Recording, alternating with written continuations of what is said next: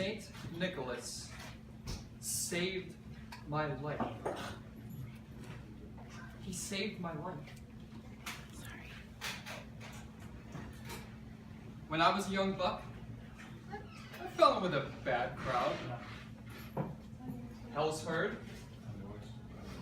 He knows. Hell's Herd?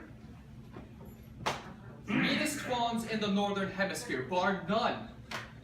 We'd go out drinking every night, you know, getting into fights, knocking over igloos. One time, an Eskimo called us herbivores. We sank his kayak. Back then, I used to have this tattoo on my shoulder of a flaming deer skull with a fiery tail, like a comet. That's how I got my nickname. Skull.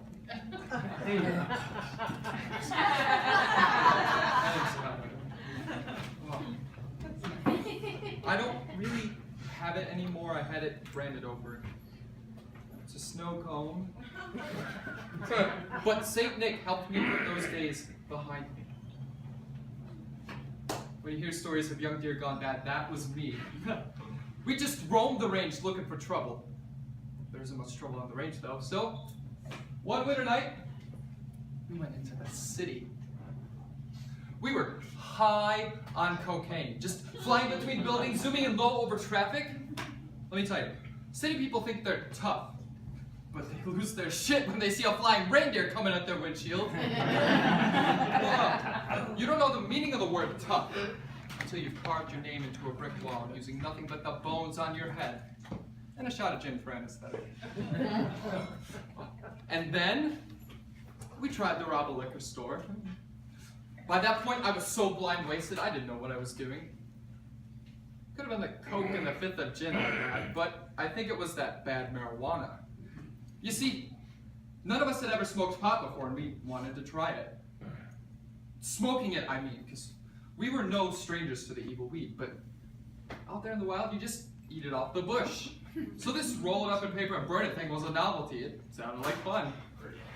So we beat up a couple of junkies. Ooh, and they must have had some bad shit, because when I walked into that liquor store, all of a sudden these fireworks just started going off.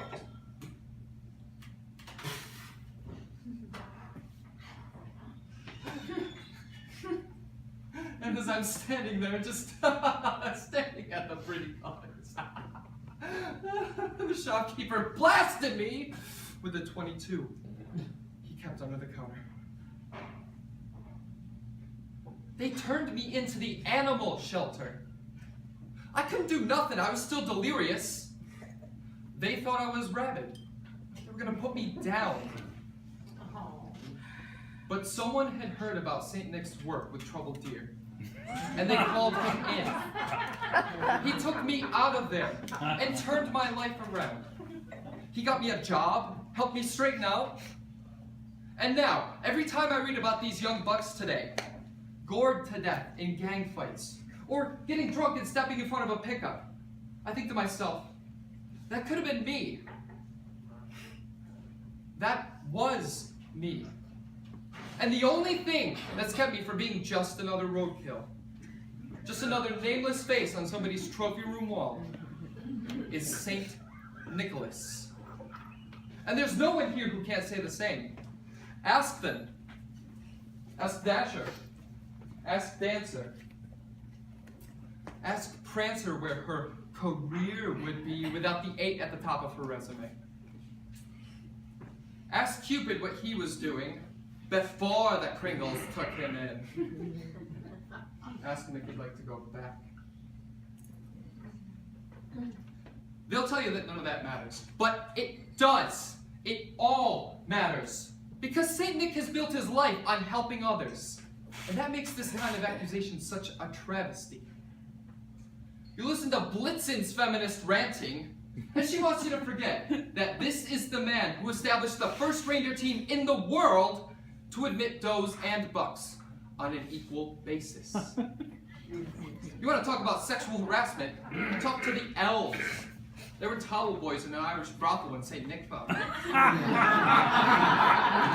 But he took dump them out of there and set up the toy maker apprenticeship program so they could retrain, learn skills they could use.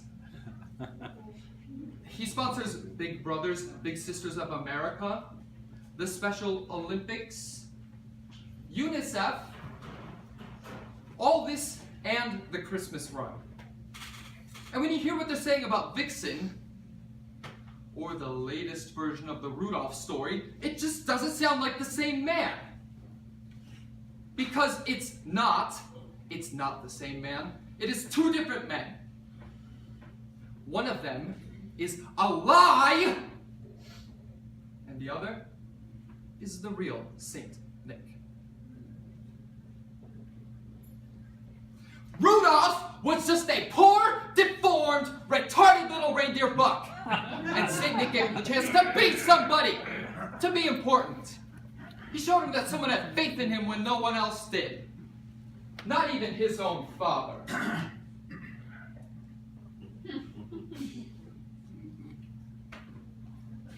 No, he didn't actually lead the team. But I don't see how you can interpret that as some sort of conspiracy that years later has caused him to suddenly lapse into a catatonic stupor. When the gossip mongers take St. Nick's generosity toward Rudolph and try to turn it into something warped and perverted, that just makes me angry. How can they do that? It just doesn't make any sense. Or maybe it makes perfect sense, doesn't it? Maybe we should be asking Vixen what happened to Rudolph.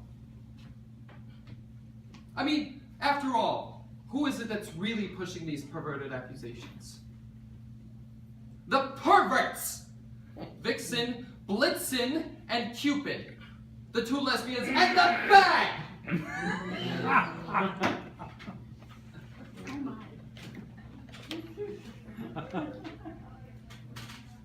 Some people don't think they're lesbians, but they are. Have you seen them look at each other? Like they know something the rest of us don't? Well, you don't have to believe me, but just because they both used to have mates does not mean they've never gone toe-to-toe. Oh my. At the very least, they're all three bisexual, and they won't be happy until the whole world is bisexual. Even if that means smearing the reputation of the one man who stands for right and good in the world, and peace on earth, and family values. And that is why I call them perverts. Because I'm not one to judge anyone's lifestyle.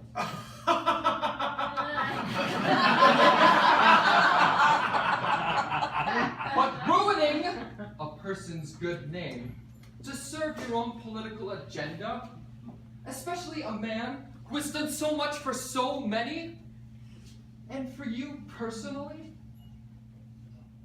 that is warped. It's more than warped. It's unfathomable. And it's not in the Christmas spirit. Really, I shouldn't even let it upset me. It's so ridiculous. I wish I could just sit back and laugh it off. Ho, ho, ho, St. Nicholas did what? Ha, you're joking.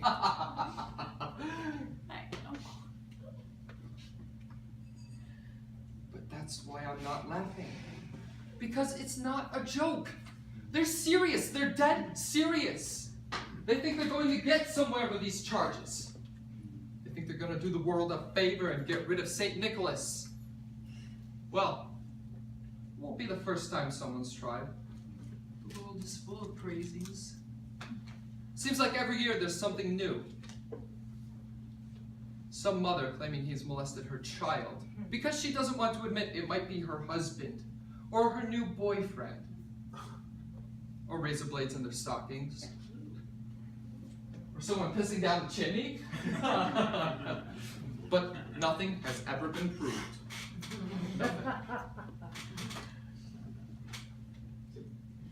I guess being a living saint makes you a target for this kind of thing. But what scares me about this time, this thing with Vixen that everyone's talking about, is that some people believe them.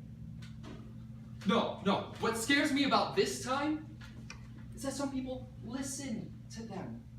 That they lend them any kind of credibility. That they don't just walk out of the room when someone starts talking about it. Back in the 50s, if someone had said she was raped by St. Nicholas, no one would have believed her. No one would have listened to her.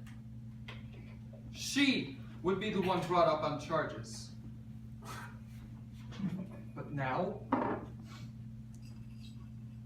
the fact that people are even listening scares the hell out of me. The fact that people want to know the truth.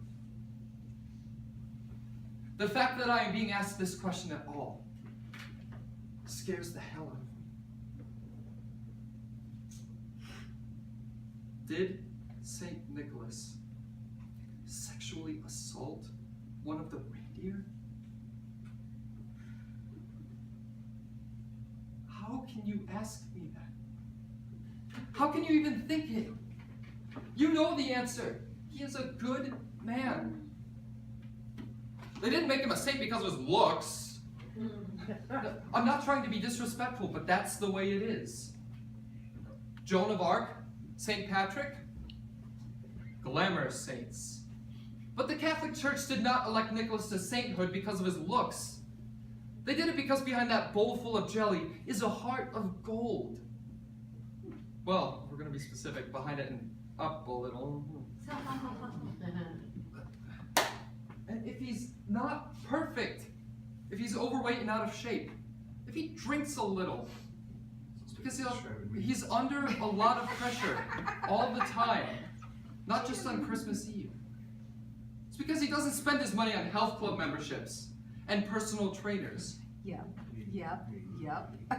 It's because he's not in the company gym every day, playing racquetball between meetings like some of these lawyers.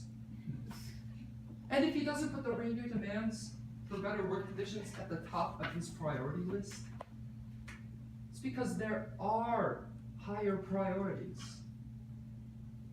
Saint Nick wasn't put on this earth to make the 8 of us happy.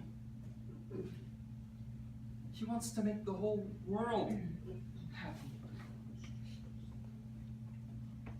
And if he can only do that one day out of the year, well, it's because of people like this, like Vixen, like Blitzen. It's because of these journalists who care more about news that sells than news that's true. It's because of these lawyers who will courageously fly in the face of tradition if there's some money in it for them. And it's because of people everywhere, all over the world, sitting and watching their televisions in morbid fascination, who don't have the strength of character to pick up the remote control and change the channel. Who don't have the moral fortitude it takes to say, no, I will not listen. No, I will not be a party to this. No, this is not happening! Ugh! No!